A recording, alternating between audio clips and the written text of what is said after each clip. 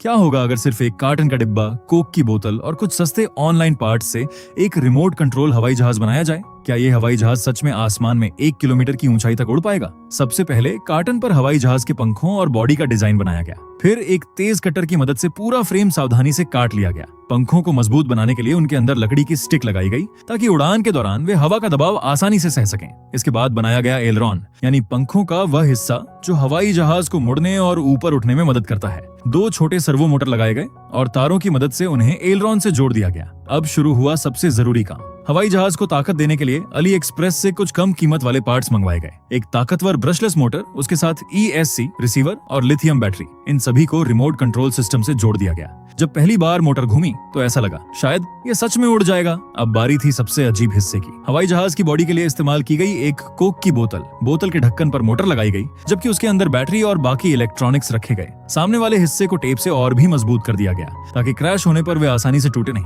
अब सब कुछ तैयार था और अब आने वाला था वह अविश्वसनीय पल। थ्रॉटल बढ़ाया गया, हवाई जहाज दौड़ा, लेकिन सिर्फ 2 मीटर आगे जाकर धड़ाम। ऐसा लग रहा था जैसे कोई अदृश्य ताकत उसे बार बार एक तरफ धक्का देकर गिरा रही हो। हर कोशिश में वही नतीजा, लेकिन इस मोड़ पर हार मानना बिल्कुल भी मंजूर नहीं था। पंखों के दोनों सिरों पर स्टेबलाइजर लगाए गए।